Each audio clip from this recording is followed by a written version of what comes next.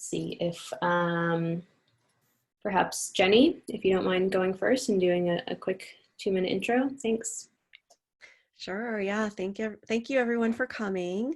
So I'm an attorney, and I did the first 11 years after graduating from law school, I worked at a nonprofit community development organization, and just became really, really passionate about helping the probably 99% of businesses in our country that are not, publicly traded, extremely well-financed businesses, because I just feel like those businesses, so many, not all of them, but so many of those businesses contribute so much to our economy and our communities. So I now focus on helping small businesses of all kinds, especially really focusing on mission-driven businesses to raise money.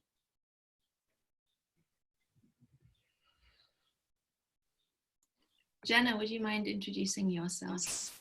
Sure, happy to. It's a pleasure to be here with all of you. My name is Jenna Nicholas. I'm the CEO of Impact Experience, and been working in the impact investing space, initially working with the Calvert funds, investing in socially responsible businesses and funds, and then helped to build a coalition of foundations that were divesting from fossil fuels and investing in new economy solutions. And about 5 years ago, co-founded Impact Experience, really with the goal of building bridges between investors, foundations, entrepreneurs, innovators, and marginalized communities.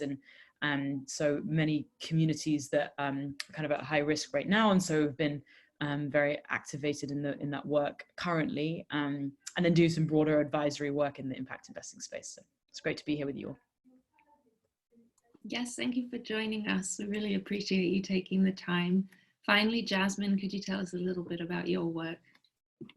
Sure. So hi, everyone. I'm equally excited to be here with you all. I'm based in Oakland, California. So sad that we can't all meet in person, but like many of you, I'm quarantined far away from home. I'm in New York where my family is, which has been my saving grace. So yeah, I work at a firm called Candide Group, like I said, in downtown Oakland, and we advise investments on behalf of families, foundations, individuals like professional athletes, folks who really want to align their money with their values across all asset classes and social issues. So we're geographic agnostic. We look into opportunities really across the spectrum that are focused on systemic change.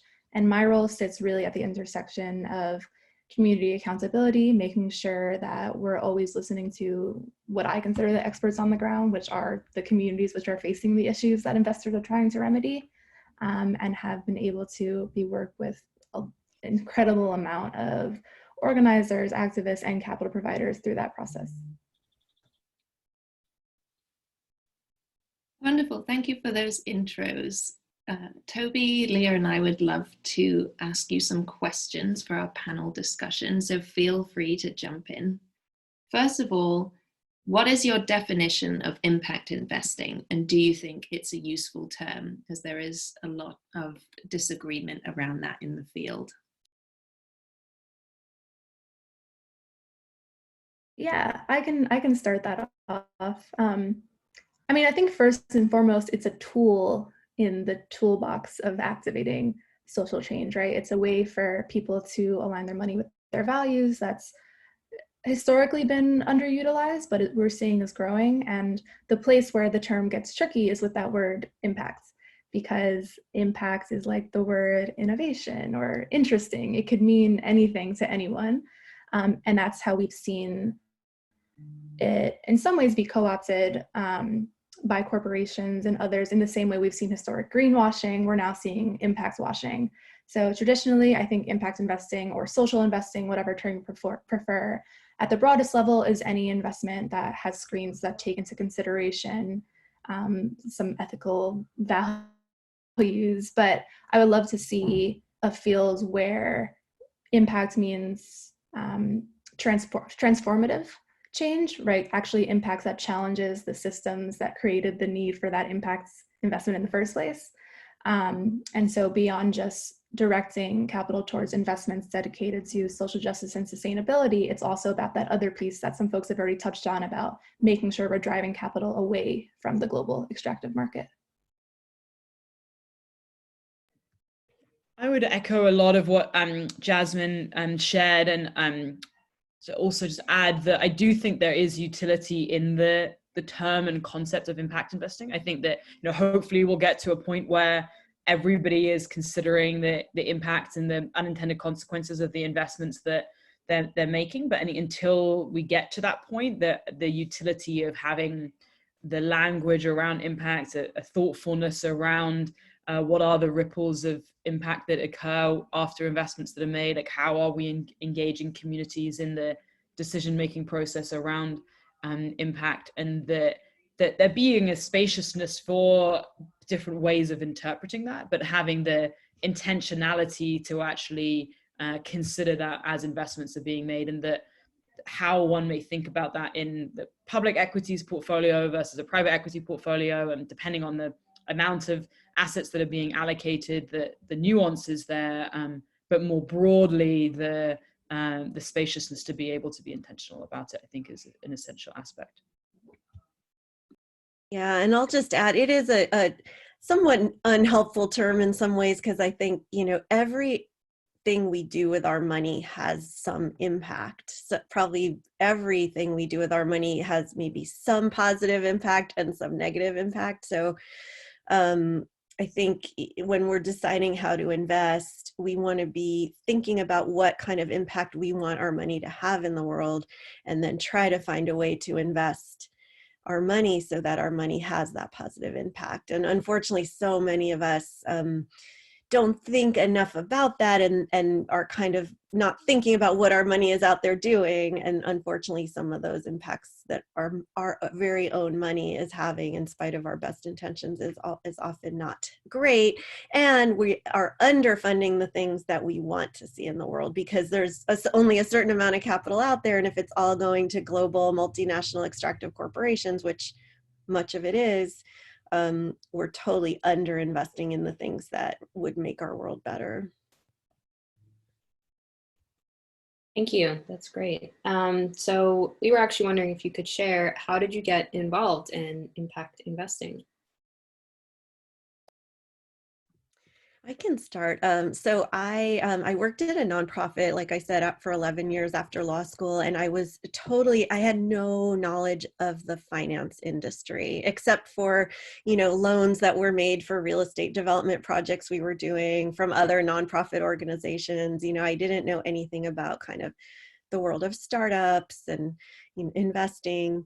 And but I started to see this misallocation of capital. I was working with these small businesses in this low-income community in Oakland called the Fruitvale neighborhood, and they were so under-resourced. And I just started to wonder, why is it that there's so much money out there and so little of it is flowing to these businesses that are really making this community so healthy and vibrant, and creating jobs and supporting families. And so I've learned about this thing called securities law, which is the law governing how businesses are allowed to bring money into their businesses from investors. And I learned that securities law is somewhat of a barrier for a lot of businesses. It's not the only reason why a lot of businesses are undercapitalized, but it's very complicated, and it's very easy to make mistakes. There's all these complicated regulations on how you're allowed to bring money into your business. So I just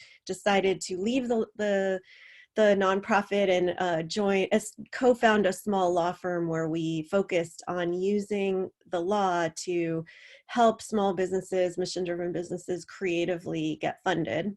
And so I was super lucky, because I didn't have any preconceived ideas about what is the right way to fund a business, because I had come from a world where that just wasn't being discussed, So I just was able to get really, really creative with my clients. And every client I've ever worked with is a mission-driven business. I define that very broadly. It's everything from a community-based grocery store to an app that's helping people be more politically informed online, everything in between. So I've just, and then I started investing myself. And so what I've become really, really passionate about is direct investing in small businesses that are not publicly traded, that are not on the public markets, because I feel like that's where the money needs to flow. And when there's no middleman, It's easier to put more money directly into the business and have a direct relationship with the businesses you're investing in.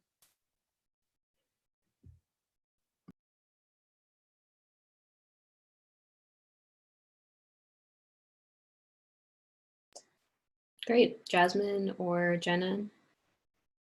Sure. Yeah. So I will admit I got into impact investing without actually fully knowing what it was. Um, and I'll tell the story to the degree with which it's helpful for people trying to enter the field. But I was really just interested in anything that was social justice related. And I'm in undergrad, I started out as an economics major, which went not great. It was very white and male, and I got really frustrated really quickly about how people would talk about capital but never talk about power. So I transferred out and I went and studied peace and conflict studies. So I went to a very small liberal arts school where we had that, and I really was able to explore in depth the contours of things like mass incarceration, right, in the US, abroad. And really any social issue always came back to me that there's a money story behind any story. And so I started thinking about, oh yeah, let's think about finance as a way to, as again, one of the tools in the toolkits for social activism. I think I Googled impact investing one time. I don't know why. Came across a book called Real Impacts, reached out to the author on a whim. I was doing freelance graphic design at the time to make money, offered to work on some campaigns, and it turned out to be Morgan Simon, who is now my colleague and boss. We ended up working on this campaign together that I can touch on a little bit later, but really focused on getting big bank financing out of private prisons and immigrant detention centers. Then I just kept learning and kept being really interested in the field. And now I'm intersecting with different parts of just the investing world as a whole. I'm excited to really grow in that field. But again, it was something that was super random and has worked out relatively well for me. So that's my story of entering.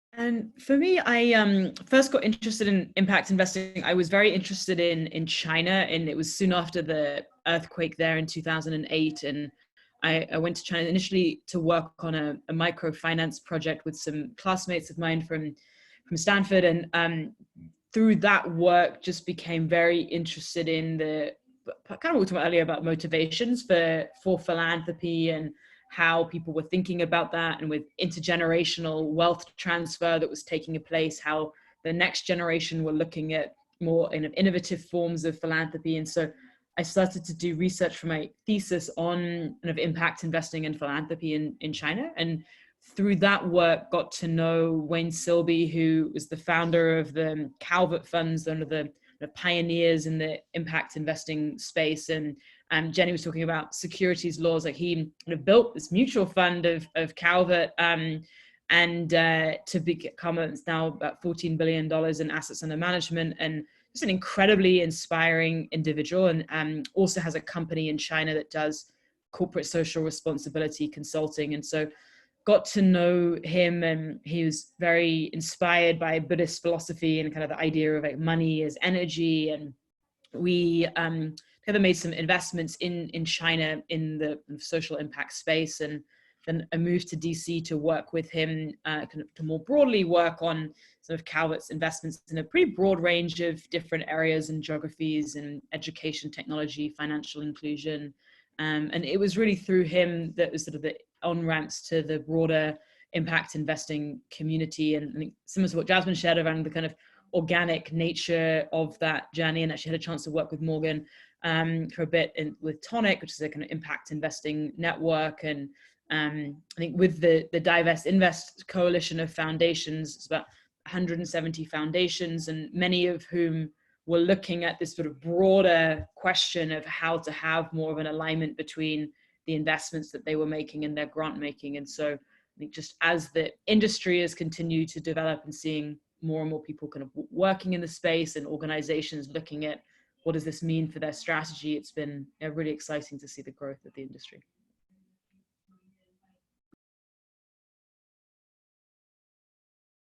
Thank you. All of you all had pretty interesting ways that you entered into impact investing, all of them crossing paths in different ways. And so looking at that and also looking at how many of your definitions also intersect and maybe are slightly different, what kind of projects are you all working on currently, if you can share a little bit? And then in conjunction with that, what does the success of those projects look like? And I'm sure it's all different because you all are entering into impact investment in different ways. So I have been helping people raise money for about 15 years. And one thing I'm currently focusing on is I have a couple clients who are doing investment crowdfunding under the Jobs Act of 2012. I don't know how many people are familiar with that. You probably are. And what's really exciting about that is that it looks like there's actually a lot of money flowing into investment crowdfunding right now. So a lot of people, if you go on a lot of webinars, if you're an entrepreneur and you're wanting to raise money, you'll go on some webinars or read some things online and you'll get really discouraged about fundraising. A lot of people are saying like, just don't even bother right now. It's just not going to happen. But the good news is it looks like on crowdfunding it is happening. One of my clients raised like 32,000 in a few days, less than a week. So that's really exciting. So yeah, I'm trying to help people raise money, and many of my clients are doing crowdfunding, which is awesome. And then I also work on the investor side because it is really, there's a big change that we need in the culture of investing in our country and the world. Most people who have any money to invest, it's probably in some kind of a retirement fund, or most of it is, and it's managed by someone else, and we don't think that much about it. And it's mostly, almost always going to be invested in the public markets in Wall Street. And so I am on a mission to educate people about the possibility of diversifying your investments into some, not that maybe you're going to be totally divested from Wall Street, although many people are starting to think about that. And some people did that a long time ago and they're very happy right now. So, maybe diversifying some of your investments into direct investments in businesses that you really believe in and love and care about. Maybe a place where you do business, where you're a customer. And, crowdfunding is one way to do that. There's other ways to do that. But we need a lot of education about that. So I started something called Angels of Main Street. And it's an angel investing group, but unlike other angel investing groups, it's open to everybody. You don't have to have a minimum level of wealth or income. And the purpose of it is for us to get together as a community, find investments, talk about investments, learn about investing. We have educational tools on as part of the program. And then we meet once a month on Zoom to, kind of talk about like, what are we doing with our money, and hear from people who are raising money. So those are two of the big things I'm working on right now. Yay, Jenny, I'm very here for your mission. Yeah, I'll talk about one project that I'm particularly excited about that been going on for a while. And obviously, like many projects, we're seeing pivot with coronavirus, but we're hopeful we'll still go strong. So essentially, it's starting with $40 million that is going to be loaned and has already started being loans to CDFIs, community development, financial institutions in areas that have not only been historically facing disinvestment, but actually intentional extraction, right? So we're talking about Native communities in America. We're talking about Deep South Black and Brown communities that are made up mostly of trailer homes. So this $40 million was started to really experiment what it looks like to invest in racial justice and challenge some of the notions that we've had around this idea of risk and return, right? So what does it mean to actually invest in racial justice in an area that's faced decades of disinvestment and extraction? What returns should you be expecting? So for the first year of this, we so far have 4 borrowers, and we're expanding. We'll probably be put on hold a little bit with some of the ongoing pandemic, but it's actually closed to investors for the first year because we want to focus mostly on capital deployment and actually being partners with our community members. So not just being an investor sitting in the Bay Area telling them how to distribute money, but actually creating a community advisory board where the folks who live in that place then have also the agency to make decisions about where that capital goes in their community, right? Because again, they're the experts on the ground. They're able to mitigate risk better than, you know, someone who's an outsider. So yeah, just really excited about that project and learning a lot. Like you're learning about issues that otherwise wouldn't come up, that, like, for example, in a still racially segregated town in the South, folks who are building a community housing space aren't able to get water set up because the local government is fundamentally racist and will do everything to thwart their options of just getting basic utilities, right? So learning to work around that and support these pieces that, again, we believe that these communities are able to really mitigate that risk best and to understand. And so, yeah, can give more details about what that actually looks like, but it's one of those projects where we're able to play with power structures and say, you know, if you're an investor and you're coming into this fund once it's out open and saying, I'm looking for, you know, 5 to 6% return, then maybe this isn't for you, right? Like maybe this is just about capital preservation. If you're a foundation that's already using your DAF and donating, why not try investing and loaning and lending at non-extractive rates? So it's something that, like many loan funds, we're obviously extending. We're doing payment deferrals right now and transforming a lot of loans to zero interest, to grants. And we're hopeful that we can really be the partners on the ground for those communities who are even broadly inaccessible to things like reliable Wi-Fi, but know how to maintain their communities and raise capital internally, and really relying on things like indigenous wisdom of ideas of profit sharing to do so.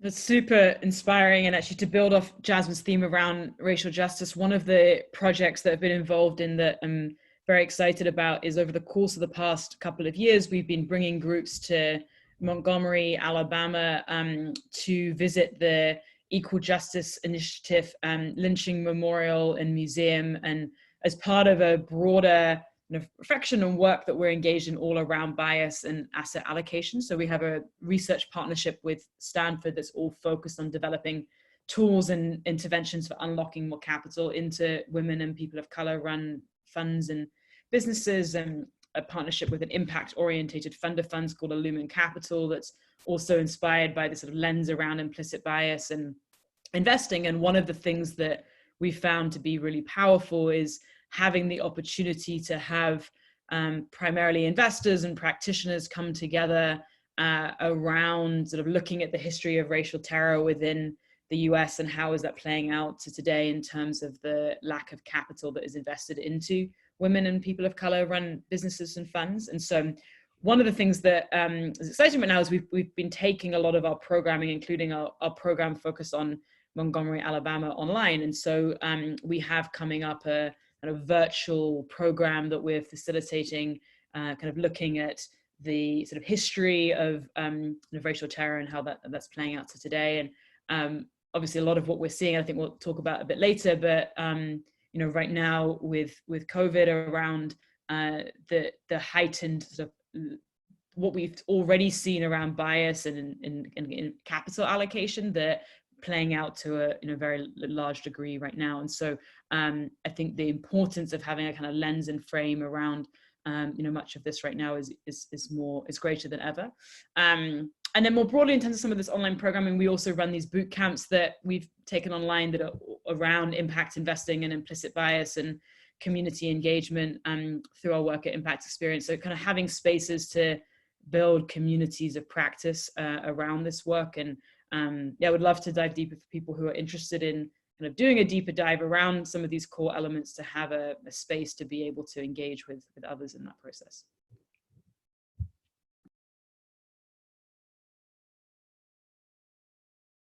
Great, that's all really interesting. Our next question, which kind of builds off of that, is where have you seen the most profound difference with your impact investments?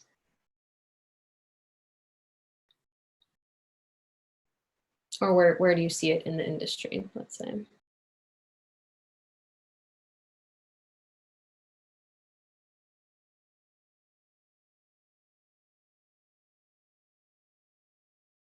Sorry, do you mean like the difference that our investments have made for the folks on the other side of the investment table, or different? Yeah, exactly. Oh, you know, which investments maybe have you actually seen success in being able to work with communities and being able to work with other people? Perhaps you could also give us some examples of any environmental initiatives that you've been involved with. Some examples of any type of investment where you've been particularly excited. Yeah, I can give one example from our portfolio that I've always been really excited about, because it focuses this idea of communities as ecosystems, right? You can't just invest in one part of the community without thinking about how it affects everyone else who lives there. And I think those are the opportunities that I get most excited about. So one example we have is this company that some of you may have heard of called Bitwise Industries. It's in Fresno, California, which people refer to as an underdog city. It's not like as big of a city as Oakland. It's not as well known, and it's quite industrial, but has really, really high rates of poverty and homelessness. And also they've seen a lot of brain drain, right? Once people are able to get educated, they'll go to somewhere like Silicon Valley, which is not too far away. And a lot of capital has been leaving those communities. So two folks from the community, one who I believe was already an investor who's working in the tech world, another who, they're both Mexican-American from Fresno and came from what they call as two different sides of the railroad in that town. I think quite literally, they have experienced both of the benefits of growing Fresno as well as the extreme poverty, and decided that what was really missing was a place to incubate the talent that they know is possible. And seeing that obviously in the region that we all occupy, that computer science and things that are able to be done remotely was something that was in high demand. So they bought a bunch of lands together, built these buildings, and now hosts, it's like a community organizing space, but also hosting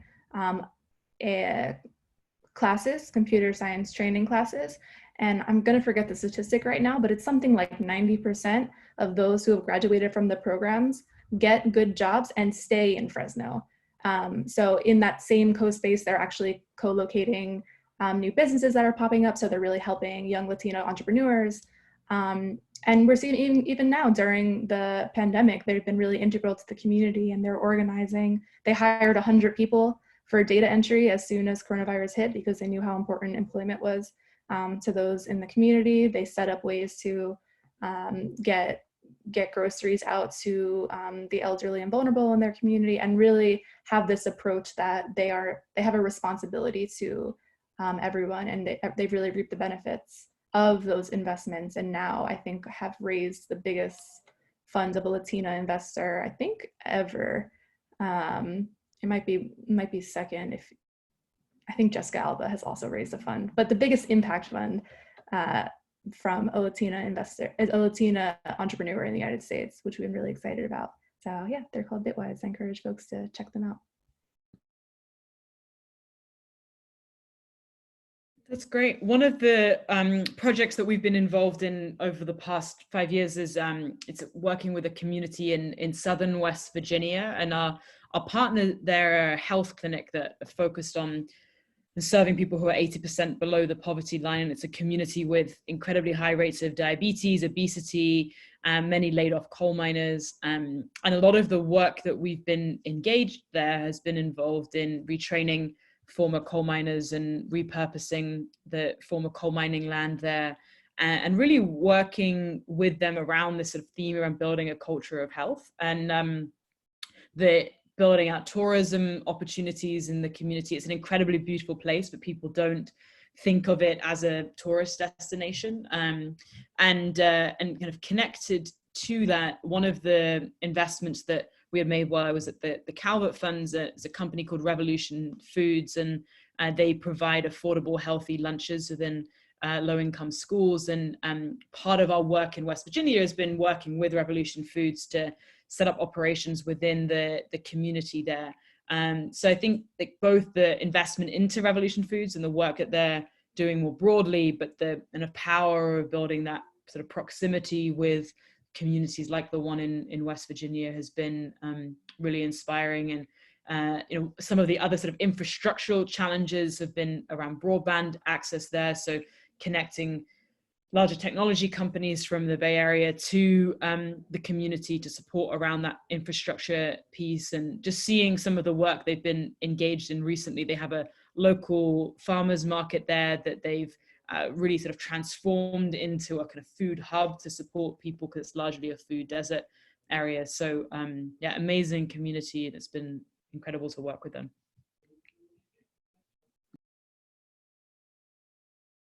So I've personally invested in some small businesses that are run by women and people of color, and made fairly small investments because I don't have the ability to make big ones, but did it as part of a larger campaign. So was able to support businesses like Spotlight Girls, which is a after school and summer camp program for girls.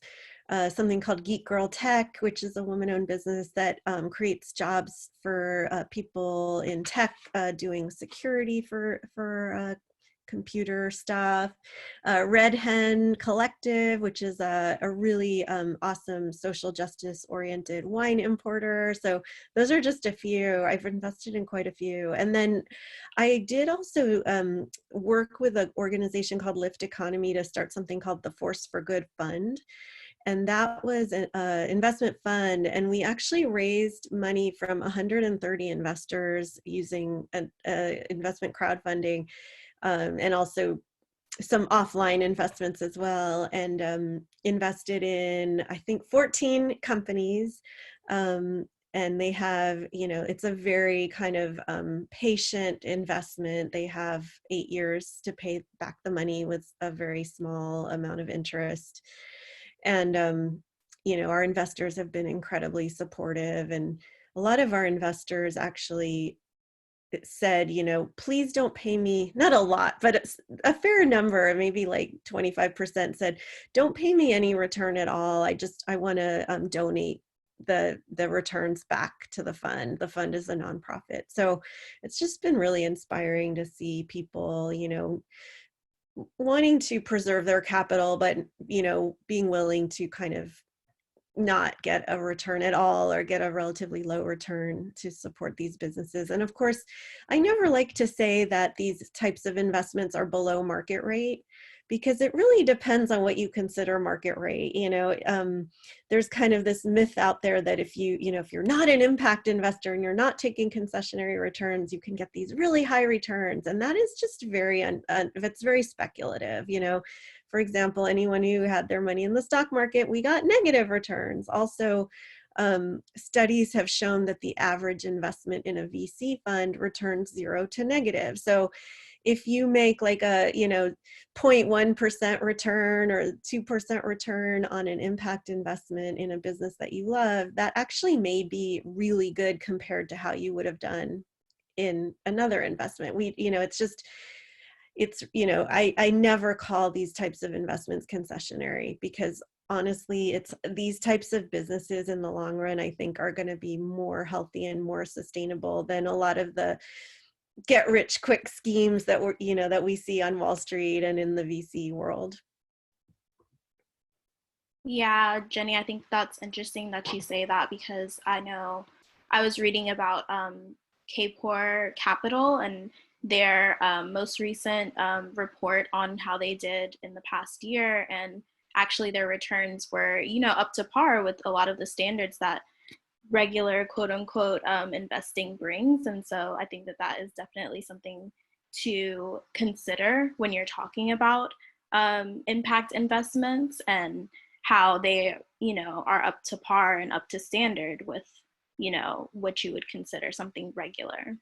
Yeah, and just to uplift KPOR a little bit more, I think they actually outperformed the benchmark last year. And KPOR is someone who invests for the most part in only people of color, right? So just thinking about, we've historically looked at these communities as risky, but at the same time, they know what it is to manage things in a way that thinks about long-term sustainability. And so in some ways it's kind of a no-brainer, but again, going back to what Jenny was saying, the market itself has been really speculative, and sometimes the things that we think we're taking a chance on are actually the most intuitive for getting the returns that we are seeking. For sure. And even with thinking about that, I guess I want to ask, what does it look like in terms of this pandemic? And you all touched on it already a little bit, but what does it look like for us to kind of keep the momentum going after this? Like, what are your thoughts on being able to have people understand that impact investing is not just something that we need to do in order to be charitable, but something rather that should be done in terms of you know, our everyday investing practices? Yeah, I think a few elements. One, you know, I mentioned briefly earlier some of the research that we've been engaged in, but one of the findings in the research is that you know, when fear increases, the bias increases. And so the importance of kind of remembering that as we're kind of engaging in these times and having a lens and focus, you know, particularly on areas where that bias is playing out in terms of where resources are provided and how people engage. Also think just a lot of the discourse around the goal and focus not being on how do we get back to how things were, but actually how do we use this period of time as a recognition of how many things in the system are broken, and that we have an opportunity to kind of come out of this period of time and build kind of new systems and new ways of allocating capital and engaging. And so the sort of focus and orientation in both in the allocation of capital, but also in engaging with people who are kind of thinking about looking at impact investing and what does that mean, and that actually there are some really powerful opportunities right now to contribute to this sort of new world order, and that particularly in certain industries. So we've seen in some of the investments that we've made in the education technology space or in telemedicine that there's such an increase in demand for some of these products and services at this point in time. And so, you know, thinking about where are the areas where there is a need, both from an industry perspective and from a community perspective, and being able to kind of double down in some of those areas feels like a really powerful opportunity right now. Totally. And just echoing that, I think it's so important that all of us in impact investing and beyond are able to hold both truths, that this is a moment of horrific pain that's just exacerbating, like Jenna said, the existing inequalities that, you know, folks have been pointing to for decades. But it also is a moment of like a lot of beautiful opportunity and some really unexpected positive externalities. Like even at the smaller level, you'll see, for example, certain portfolio companies I know for us are actually doing better than they were before because of these shifts in just the nature of our reality. So some of the companies that have been focused on supply chains and cooperative ownership, but supply chains to grocery stores are doing quite well. We have a social enterprise that does tea production, so people are buying in bulk, right? So yeah, being able to highlight those opportunities and really demystify and de-risk what the sector is doing, and again, like position it next to this stock market and show how that has been falling, and saying, okay, well now it's time to reset. What does that actually look like?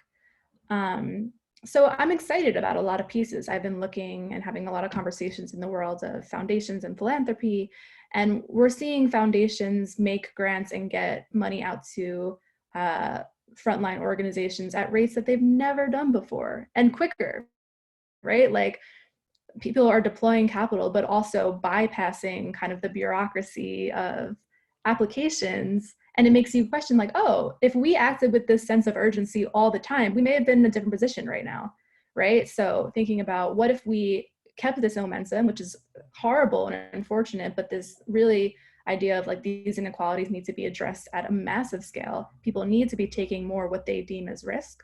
And yeah, I guess some projects that I'm excited about that are coming out of this that, again, go back to the idea of these are things that should have been happening in the first place, but now we have momentum around it, is that we're seeing actually a lot of foundations now reaching out to us saying like, okay, we think it's time that we align the 95% of our endowment with the 5% of our grant making, because so often the grant making is in dire contrast to how they're actually making that money in the first place. And folks are saying it not only we can't defend it anymore, but it's also just not working financially anymore. And then the other thing is in the Bay Area, working with a group of capital providers, and we've been convening since before the pandemic, but really Kaiser Permanente, who's a major staple in the area, and has a lot of capacity and has been doing a lot of work around what it means to invest in health. And so they've been doing a lot of work around affordable housing, and thinking about public health in these broad strokes. And they have the capacity to do something that we've been wanting to do for years, which is build out a database of all the resources that everyone has for small businesses, for entrepreneurs of color. Where are the boot camps, right? So yeah, there's just so many people doing amazing work, but there's been such a gap in actually having folks who can come together and convene all those things. And so entrepreneurs, particularly entrepreneurs of color, and those who are first-time entrepreneurs have all these barriers to access barriers to accessing just beyond even capital, just the knowledge that's needed. So we're excited to see that we're putting out something probably next week. It'll be live. It's called the Resilience Compass, which is going to start in Oakland and hopefully scale, but really just get people the information they need, so that they don't have to spend hours and hours trying to see whether or not they can qualify for a loan. You know, we've seen with the PPP loans and the first round of the CARES Act, people just not hearing back at all. So that we know, you know, because in Oakland, we know what kinds of businesses are going to replace our small Black and brown businesses after this pandemic if we don't rally together, right? We already know, we've already been seeing it happen with gentrification. So now this provides us the opportunity to make some concrete decisions around how we want to collectively spend our money and how we want to, you know, continue buying from the restaurant down the street via takeout, but also, you know, making sure we're able to make the resources that can get them beyond just surviving this crisis, but actually thriving beyond it. So feeling hopeful and terrified at this moment, but just feeling folks recognizing that. That was so inspiring, Jasmine. It's so good to hear what you're saying. I feel like there is a lot of doom and gloom out there.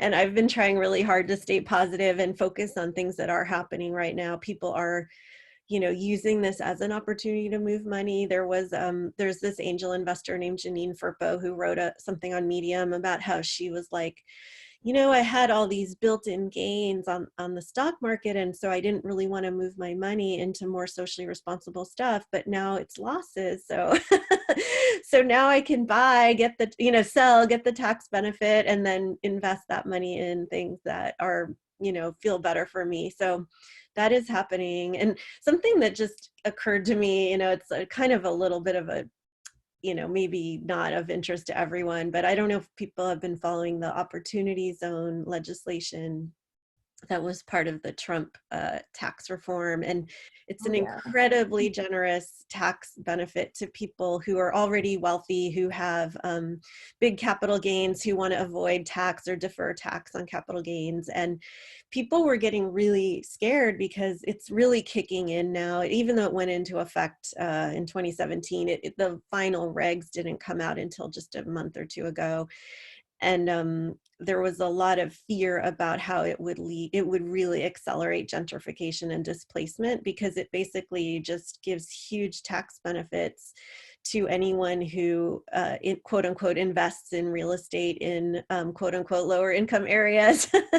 And so it's interesting. I'm thinking there could be a silver lining with what's happening right now, because I think things are really slowing down with opportunity zone investments.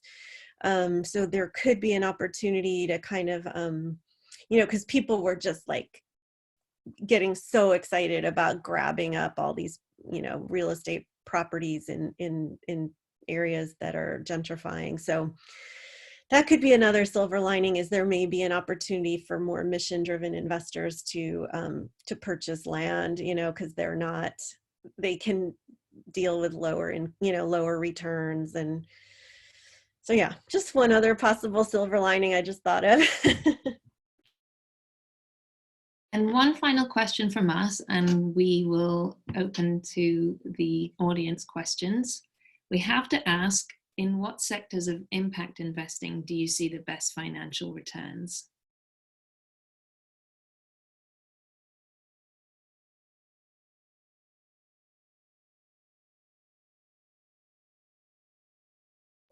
I don't know. I think it's so variable. I think the important thing is if you're investing, to invest in things that you understand, that you care about, that you have maybe firsthand experience with as a customer, or maybe having some knowledge of the founders and their mission and their passion. I think the thing that ends up being the best investment, I think, is when you invest in an entrepreneur that's really passionate about what they're doing. So it's not so much an industry question, it's more the mission, the passion, and the support. You almost can make, it can become a self-fulfilling prophecy. If you invest in an entrepreneur that's doing amazing things in the world, that's really passionate, and you get everyone to invest in that entrepreneur, then they will be successful. I mean, the main reason for failure is like lack of capital. So let's all go out and just create those successes with our investments.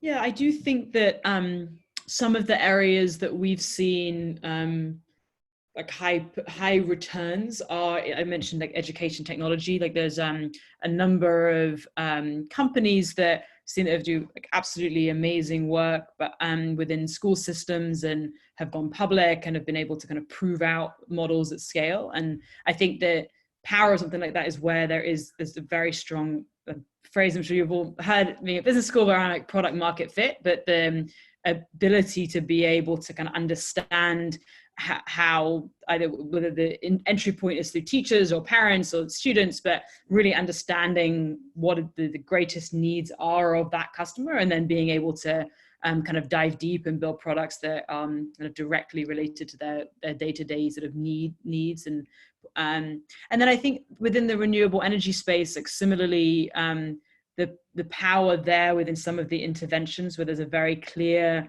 sort of social impact that is embedded into the work of many of these companies, and an ability to be able to demonstrate that over time. But the cost savings that can come also from some of those interventions is also being really powerful. So there's certainly a couple of areas that I think we've seen the kind of alignment between social impact and financial returns, but I think it's possible across a very broad range of different areas. And as Jenny says, I think so much of it depends on the particular entrepreneur, but those certainly being a couple of areas. Yeah, I agree with all of that. I think the first thing that came to mind too was also about just the renewable energy space and the transition to clean energy, but also when you think of, I think we've been socialized to think of good returns as things that happen very quickly, which leads to a lot of instability. But with some of these, you're going to see a lot of return, but it's going to happen. It's patient, right? These things happen over time.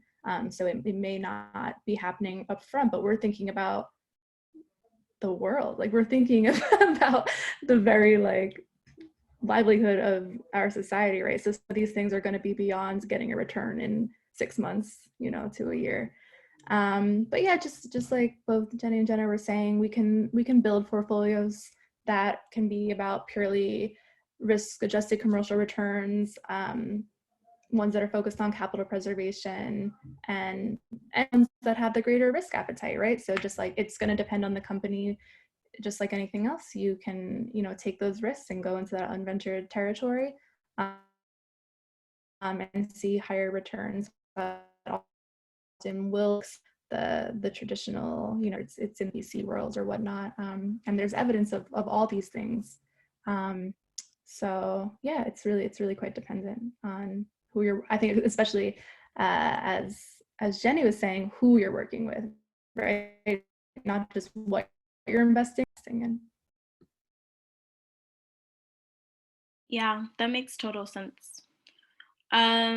Okay, so we will move into our Q&A segment. We're actually just gonna grab from the Excel spreadsheet and share what questions were written. So the first one, I think that this referred to when Jenny was answering the first question. I might be wrong, but Saeed asked, can you explain the phrase global extractive market? I'm guessing within the context of impact investment. I think that was Jasmine who said that. Oh, Jasmine, okay. Yeah, so that's just a term, I guess in many ways to describe business as usual, right? But thinking about specific industries, like something that I work very closely in helping to defund is the private prison industry, which through and through the business model is based on extracting value from, like, on the backs of other people.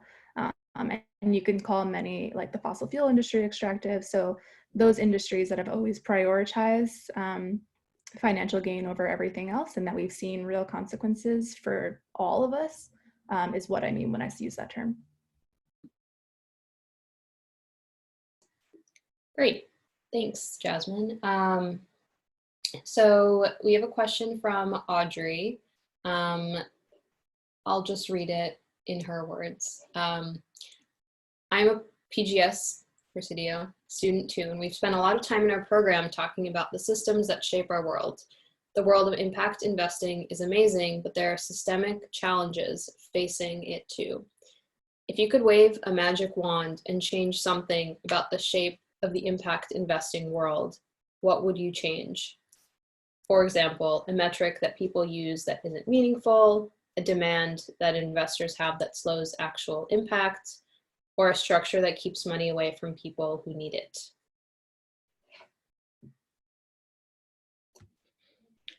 I can jump in, and I referenced it a bit earlier, but this element around bias. So when we look at, and this is both within impact investing and also within broader investing, when we look at the $69 trillion that are invested annually, less than 2% of that capital is invested into women and people of color run companies and funds. And so, and coming back to the question that was asked before around sort of financial opportunities, I think there's both from just humanity perspective, a very strong argument for why we should be investing in more women and people of color, but also a financial argument that the bias is getting in the way of people actually even being able to see valuable opportunities.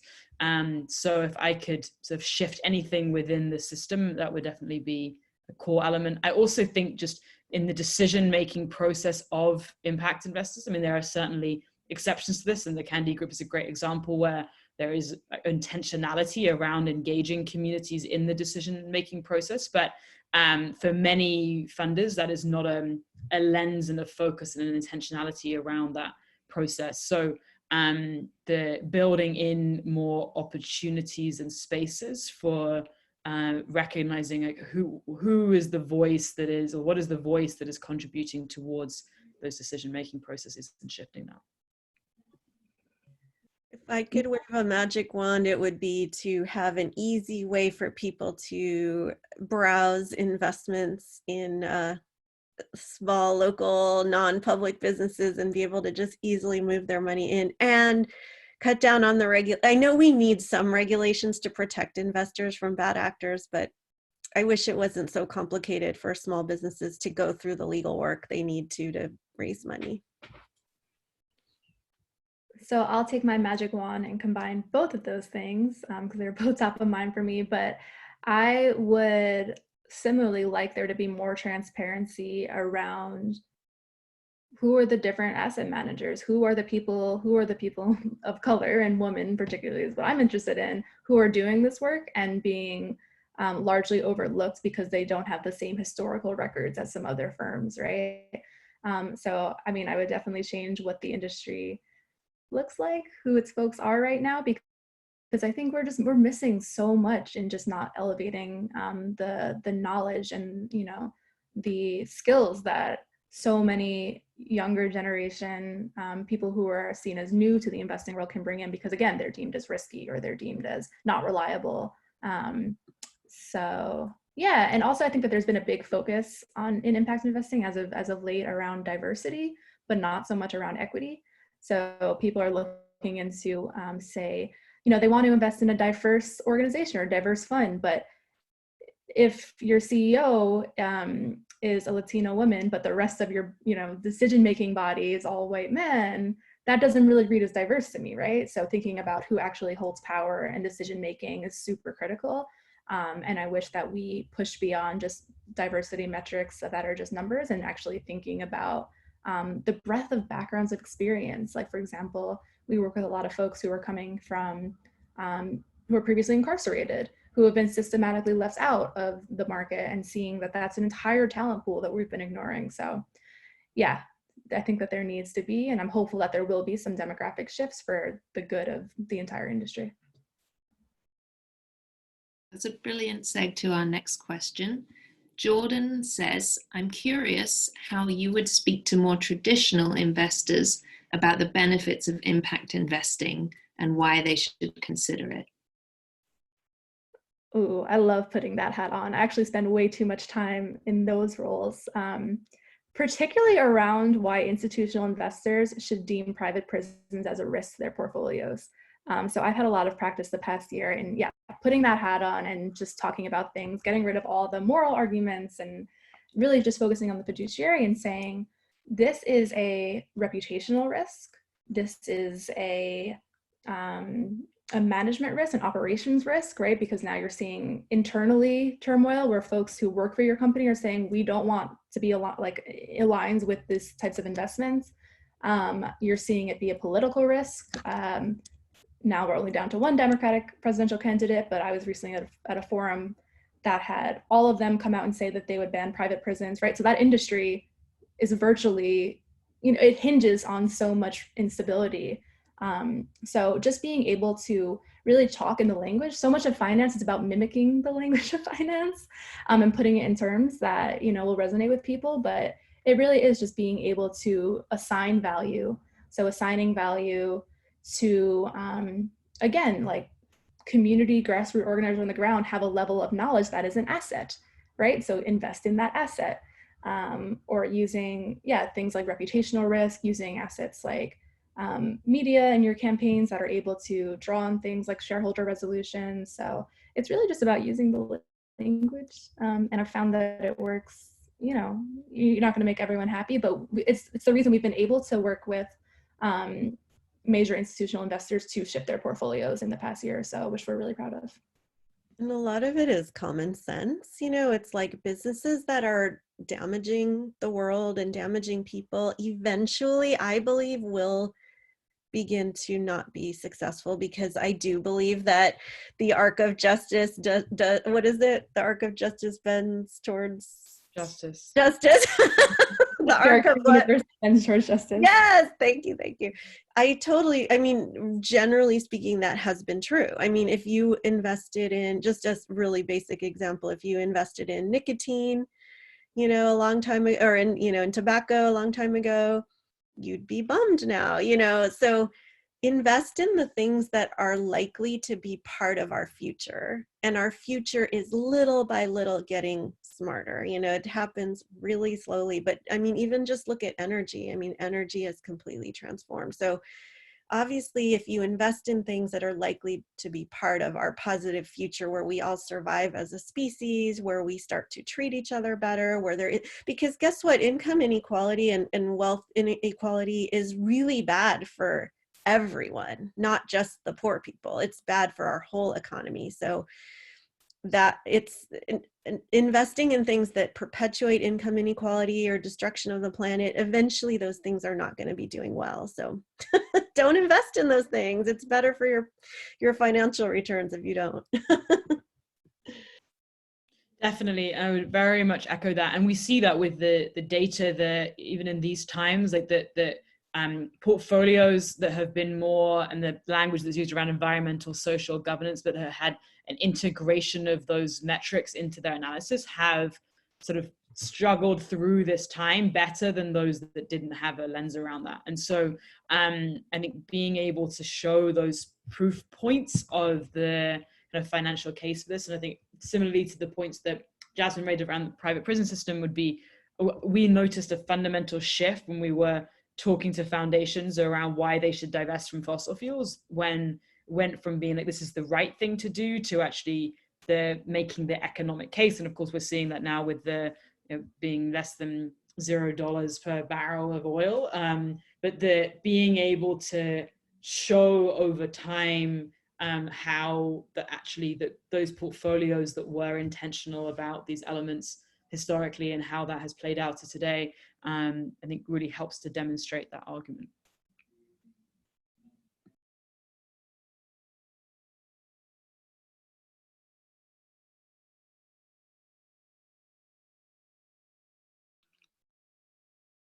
Thank you. Sorry, just looking for the next question. Let's see. I've got it, don't worry. Okay. Diane Schrader asks, are you seeing a shift of philanthropic dollars being directed to impact investments and DAFs? Yes, and just to so DAFs or DAFs, which are donor advised funds, which are vehicles that funders can set up. So rather than setting up their own foundation, that they can have what's called a donor advised fund, which are managed by, there are a number of organizations that will manage these donor advised funds, and they will take care of a lot of the back end accounting and legal support. So it's actually a pretty exciting way for funders that want to have the flexibility to be able to allocate capital towards more both on the impact investing and on the philanthropy side of things, and being able to have a space to be able to do that without setting up a foundation from scratch. There's a nimbleness that can be achieved through that. And certainly we're seeing a large shift in terms of more and more people wanting to include impact investing within their portfolios. I mentioned earlier around the intergenerational wealth transfer, but particularly with the next generation inheriting wealth and wanting to look at different ways of allocating capital that is more innovative and outside of the box and responsive to particular needs and opportunities, and being able to structure that through donor advised funds or through foundations, through what are called program related investments. Having more and more of these types of structures become readily available to people, I think makes it that much easier for more people to be able to kind of engage in the impact investing space.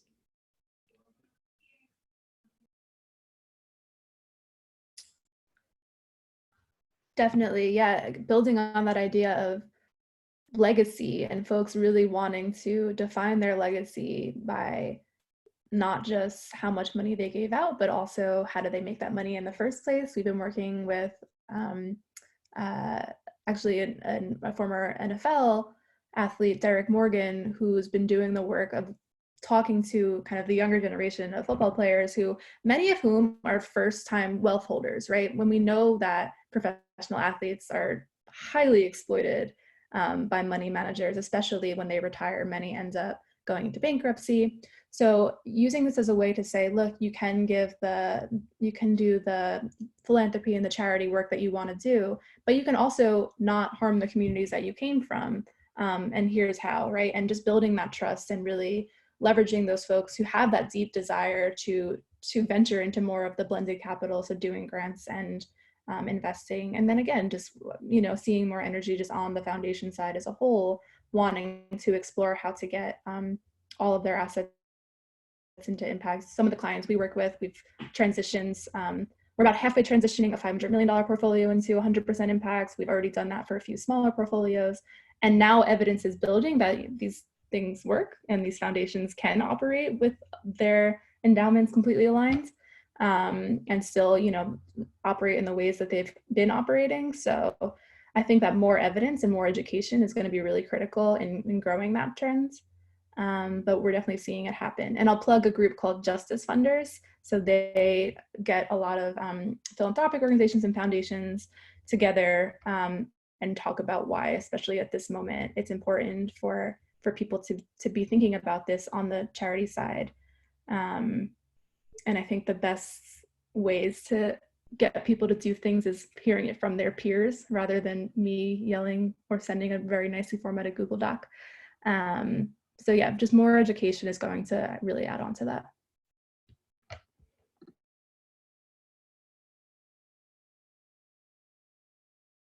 I don't really have anything to say to that. Yeah, okay. So our next question is something that's near and dear to my heart because I'm involved in community philanthropy and giving in that way. And a lot of people, as asked by Chris Jones, believe that philanthropy and impact investing or investing of any type is inversely related. And so he wants to know, as a social impact entrepreneur or investor, how do you engage people who have this mindset? So what do you think the difference is between those or similarities? I think one of the differences is that often philanthropy will be looked at as looking for what problem should we solve, whereas investing, whether it's impact investing and otherwise, looks for opportunities. So that frame is a little bit different, but I think that's the major difference. At the end of the day, they can be working exactly towards the same goal.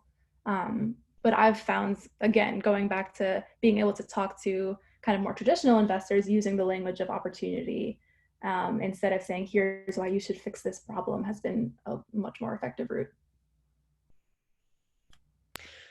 Yeah, it's a really interesting question because I think some people kind of in their mind, they put their investment dollars, they think about an amount of money they're going to invest and then another amount of money they're going to donate, and they don't necessarily put them in the same pot. Whereas other people kind of put it all into one pot, and that we kind of call that integrated capital. Like there's this idea that's been out there for a while where it's like, don't put them in different pots. Take as much money as you can to put out there in the world and allocate it to different things, because some things require grants. I mean, even there are businesses even that require grants or very low, like maybe instead, like a grant is a negative 100% return. Maybe there's someone who could pay you back half of what you invested, you know, so that would be like a negative 50% return. So thinking about all the money that you have to put out there in the world and kind of, you know, obviously people need to put away enough to take care of themselves and their families, but, you know, maybe there's some money, maybe we don't need to hoard so much, and maybe some of the money could, you know, go to philanthropy, go to something in between, you know, because it is kind of a continuum, I would say. Yeah, I would echo a lot of what's said. And I think that just this part of, there's a number of people that kind of, they think about this sort of like 100% impact. So how do we think about across each asset class, where is that possible? And the idea that it's not one or the other. So I think if one were to say, oh, I want to shift all of my philanthropy to become impact to just be invested, then I think that there's definitely a very real concern that this could like jeopardize whether our needs for just pure philanthropy to exist.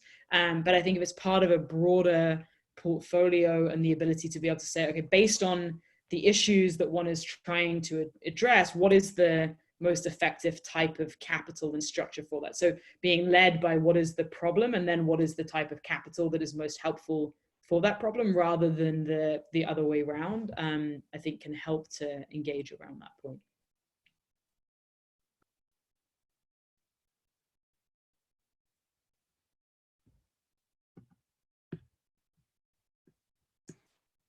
Okay, great. And another question that we have is, are there any data on the risk profile of impact investments? Could it be possible that some impact investments get a better than market rate when adjusted for risk? And that's from David Benham. I think that's just so hard to say, because impact investments is about as broad a term as you could have. Like, it's almost as broad as saying investments. There's so many different things that are impact investments. I know that for things that are considered impact investments that are done on the public markets, there's lots of data. Like if you look up ESG investments, you know, SRI investments, there's tons of data out there that say that those investments actually on average pay a better return. So there's, you know, there's tons of evidence for that. But if you're defining impact investment as like investing in that amazing grocery store down the street that's opening up in a food desert, like we don't have data on that. One of my goals in my business is to start to collect data. I've been trying to do it for a while. I've been doing this work for 15 years and saying this for 15 years that I want to collect data, but I've collected some data, and I have, now that things are a little slower right now, I'm trying to collect data because I would love to be able to say, you know, hey, I've had like 120 clients and on average they've paid this return, and this many have gone out of business, and then compare that to kind of the general stats, you know, but I don't have that yet. But that would be incredibly helpful, wouldn't it? That's also a quick plug for people who are looking to enter the industry, that is definitely something, just echoing, that I've been hearing so much recently about the need just for better data and folks who have the capacity to do that. And just on the note of the data point, which is, I totally agree in terms of the response to the question, but just on the note of data, I think also looking at the sources of that data. So it was mentioned earlier on the importance of transparency, but like so often part of the challenge with the data is that it's commodified and owned and private. And so even knowing where has that data come from, like what was the process of collecting that data, how can you disaggregate it? So I think there's a lot of work that can and kind of needs to be done. And this is more on the public equity side of things, where you can purchase sort of data sets, but it's a very sort of opaque kind of industry where there's a lot of room for kind of growth there too.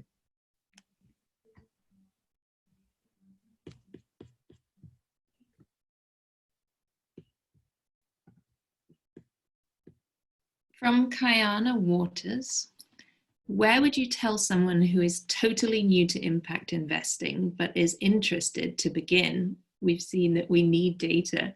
What resources would you suggest they look into to get started? Where could they find information on businesses to invest in? So that's from the investor side, as well as I think relevant to us as students. How might we get involved? You know, I started a website with some colleagues, like kind of as a volunteer project to kind of aggregate everything I could find that was an impact investment outside of the public markets, because it's pretty easy to find quote unquote impact investments in the public markets, meaning like mutual funds and things like that. But it's much harder to find impact investments outside of that. And so it's called movemoneycoalition.com, but caveat, I have not updated it for a few months. I just realized I need to update it. There's some new things available, but it's a starting point. You know, if people have, it's a totally, you know, it's like a community project. So if people have things they want me to add to it, I can just like email me or connect with me on LinkedIn. I can add it. The goal is to put everything on there that is an investment opportunity that is open to, and by the way, it's only for things that are open to everyone. It has to be open to everyone, including both wealthy and non-wealthy investors, and it has to have an impact, and it has to be not on the public markets. And we'll put all that stuff on there. And there's also educational resources, articles, videos. So I'm trying to kind of have that as a place that people can just go and get started. movemoneycoalition.com. Yeah, so similarly, this kind of organically came out of the work Morgan and I were doing around mobilizing influencers, celebrities, high profile people who were interested in taking part in the movement to get money out of immigrant detention centers when family separation was happening. And then we realized that a lot of them were asking, wait, so where is my money? And how do I start actually investing?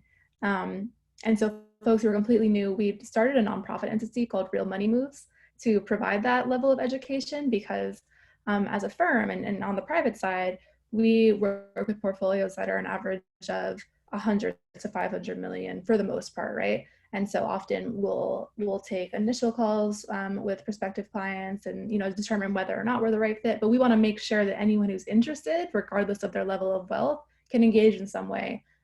So my role has actually transitioned a bit to, right now it's focused mostly on obviously getting capital out to folks in the most need as a result of the pandemic, but started really mapping the ecosystem and trying to figure out, you know, if we're not the best managers and advisors, who's going to be able to fit what your needs are and your level that you're willing to invest. For now, we've just been doing just 30-minute intro calls with folks and really assessing what their needs are. I have a call after this with an Italian film director who randomly reached out through the website and was like, I want to invest in the environment. Okay, let's talk about it. Let's figure out what that means, what kind of assets. So yeah, there isn't one solid way, but I'm happy to stay in touch with anyone who wants to explore it further. And I will definitely be reaching out to Jenny to see if there's any way we can collaborate on pooling some more of those resources together.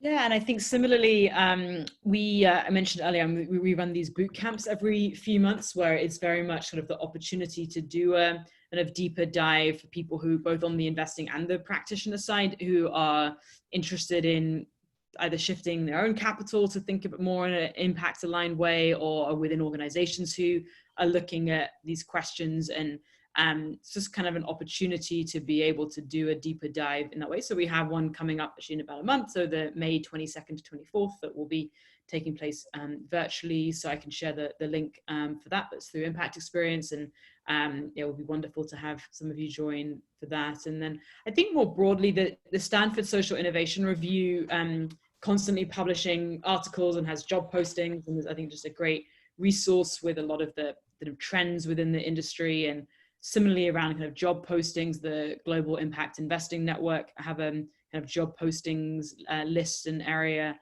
And I think the more taking part in these types of Zoom calls and reading articles around the space, just staying on top of different trends within the industry as things are moving so quickly, the ability to be able to kind of tap in and identify where within the broader industry, both does one want to work or does one want to invest and go deep within. Great, thank you. We have one more question and then we'll do our wrap up. Is anyone investing in CDR, carbon dioxide removal, if you are aware? This comes from John Gibson. I'll go first to say we aren't, as far as I know, but our partners have been diligencing a ton in the past few months that I'm not even all caught up. But personally, I don't know of any, so I'm sorry not to be of use there. Okay, well, sorry about that, John. Maybe we can all do our own research and find out about that. So it is about 6 minutes before our end, so we did want to start our wrap up and give a huge thank you to our speakers, Jenny, Jenna, and Jasmine. we have already gotten great feedback in private messages to us, so great panel. Tobi?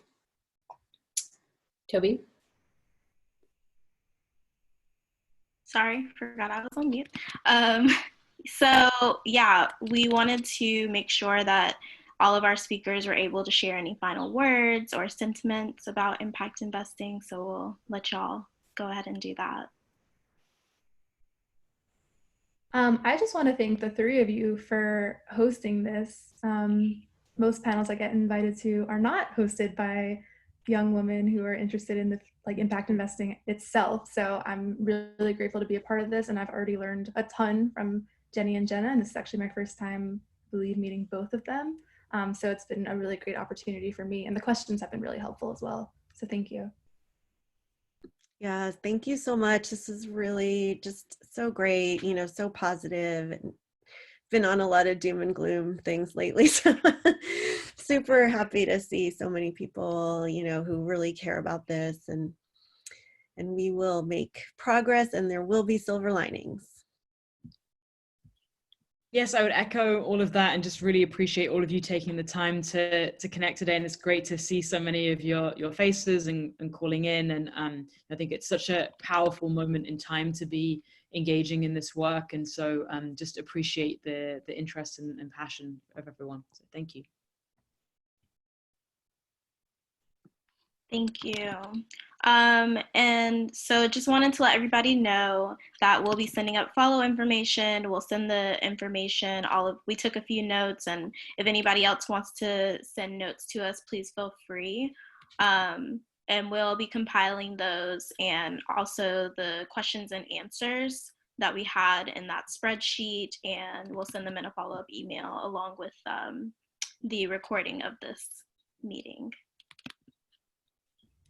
Great. Thank you, everyone. Yeah, just wanted to give a final thanks and let you know that we'll be organizing more events, so we'll keep you in the loop. Thank you, everyone, for attending, and thank you to our speakers for a generative and inspiring conversation. Thank you. Bye. Thanks. Bye. Bye. Thank you.